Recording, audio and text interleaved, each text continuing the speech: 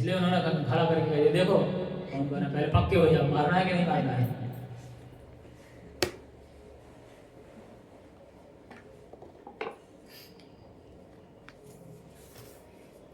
भौतिक दृष्टि से क्या है, प्रत्येक व्यक्ति अपनी इंद्रियों को तुष्ट करना चाहता है और चाहता है कि ईश्वर उसके आज्ञा पालक की तरह कार्य करें। मैंने क्या कहा था कि भगवान हमारे आज्ञा पालन करें, यानी हमारे नौकर बन जाए।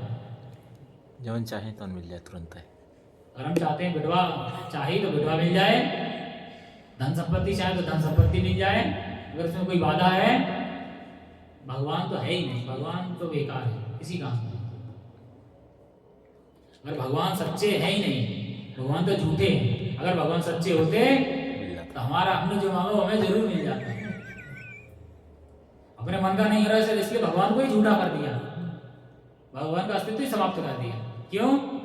हमारी इंद्रिय तृप्ति पूरी नहीं हो रही है। इस तरह से बातें करते हैं, किंतु ईश्वर उनकी तृप्ति वहीं तक करते हैं जितना वे पात्र होते हैं, उस हद तक नहीं जितना वे चाहते हैं। ठीक वैसे ही जैसे हम मार्केट में कोई वस्तु खरीदने जाते हैं, मान लीजिए आप फ्रिज खरीदने जा रहे हैं, फ्रिज की मार्केट में कोई कीमत है क्या? 10,000 का भी आ रहा है और 1 लाख रुपए का भी आ रहा है। अब आपकी जेब में कितना क्षमता है, कौन सा खरीदना चाहते हैं? जितना जेब में बैलेंस है उतने ही कीमत का आपको सामान मिलेगा। भले ही आप कल्पना करते रहें मैं 500 लीटर का फ्रिज लेके आऊंगा, लेकिन अगर आपके पास जेब में बैलेंस नहीं है तो आपको 195 लीटर का ही मिलेगा।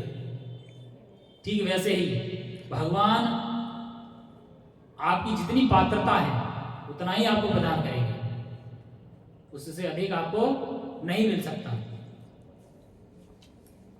किंतु इसके विपरीत हम क्या करते हैं, जबरदस्ती हम मांगते हैं। क्यों? अपनी इंद्रियों की तृप्ति के लिए। और इसके विपरीत अगर हम भगवान की इंद्रियों को तृप्त करने का प्रयास करें तो गोविंद की कृपा से जीव की इंद्रियां स्वतः और उनकी सारी इच्छाएं पूरी हो जाती हैं। हमें करना क्या है? भगवान को प्रसन्न करना है, भगवान की इंद्रियों को संतुष्ट करना है। अगर भगवान की इंद्रियां संतुष्ट हैं तो हमारी इंद्रियां स्वतः संतुष्ट हो जाएंगी। अर्थात अगर हम भगवान की सेवा करेंगे तो हम जैसा चाहते हैं वो हमें मिल जाएगा। लेकिन पहले क्या है, हमें भगवान को केंद्र में रखकर सारे कार्य करने हैं। आजकल क्या होता है, पास हो गए, हमने मेहनत किया इसलिए हम पास हो गए, दोनों हाथ उठा के कहते हैं हमने किया है, हमने। कोई काम बिगड़ गया, अरे भगवान ही कहा गई, हमारा सब काम खराब कर दिया। मतलब बिगड़ गया तो भगवान का दोष, बन गया तो मेरा। मतलब हम दो तरह की, दो भांति से व्यवहार करते हैं। यहां पर क्या है, इस श्लोक में जाति तथा कुटुंबी जो है यानी परिवार के जो लोग हैं उनके प्रति अर्जुन का प्रगाढ़ स्नेह है, इसीलिए उनके ऊपर अर्जुन दया कर रहे हैं, करुणा कर रहे हैं। और युद्ध करने के लिए उन्होंने साफ मना कर रहे हैं कि मैं युद्ध नहीं कर सकता। जैसे कहते हैं ना, अपने से हम कैसे लड़ाई करें, अपने से हम नहीं लड़ पाते। कोई दूसरा हो तो एक ही डंडे में नीचे गिरा देंगे, मारेंगे दोनों हाथ से खींच के पलट जाएंगे। ऐसा होता है कि नहीं होता है? जब गांव देहात में लड़ाई होती है, झगड़ा होता है, दोनों हाथों से डंडा पकड़े मारेंगे, खोपड़ी देके पलट जाएगा। बहुत देखा ऐसा झगड़ा। लेकिन अपने परिवार का नाम,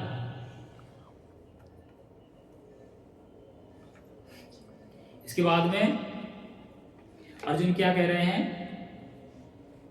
कि ऐसे राज्य का क्या लाभ, ऐसे सुख का क्या लाभ, यानी जो वैभव उनको मिलेगा उसको परिवार के लोगों के साथ में शेयर करना चाहते हैं।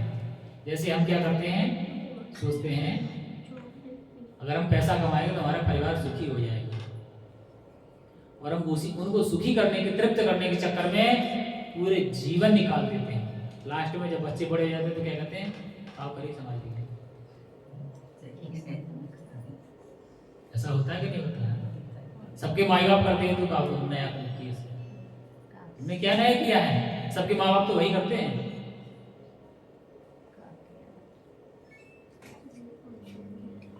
लेकिन हम क्या है, अपने बच्चों के मोह के कारण पूरा जीवन उन्हीं को समर्पित करते हैं। लेकिन हमें क्या ऐसा नहीं करना चाहिए, उसी में से समय निकाल के भगवान से भी प्रेम करना चाहिए।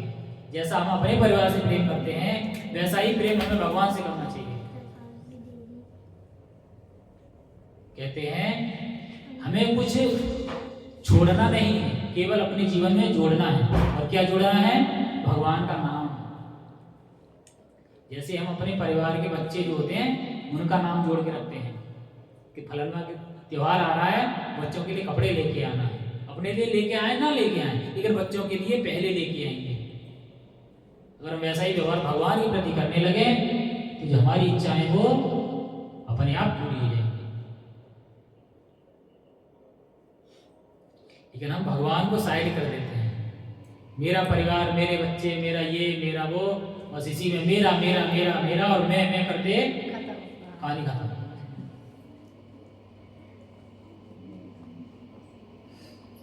और यही सब कह रहे हैं कि मैं अपने परिवार के बिना इस वैभव को कैसे उपयोग करूंगा। लेकिन एक भक्त का व्यवहार क्या होता है? एक भक्त का व्यवहार होता है, उसका कर्तव्य होता है कि भगवान की इच्छा को पूरा करना। और यहाँ अपने परिवार को देखते हुए अर्जुन जी कह रहे हैं हमारी इच्छा को मैं पूरी नहीं करूंगा, तुम जो चाहते हो नहीं होगा मुझसे।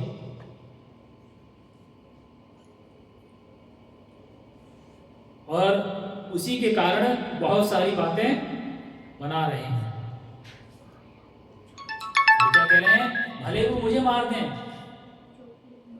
लेकिन मैं उन्हें नहीं मारूंगा।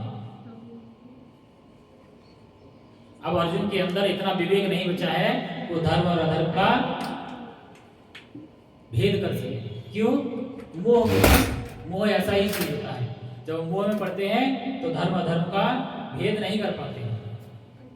अगले श्लोक में कह रहे हैं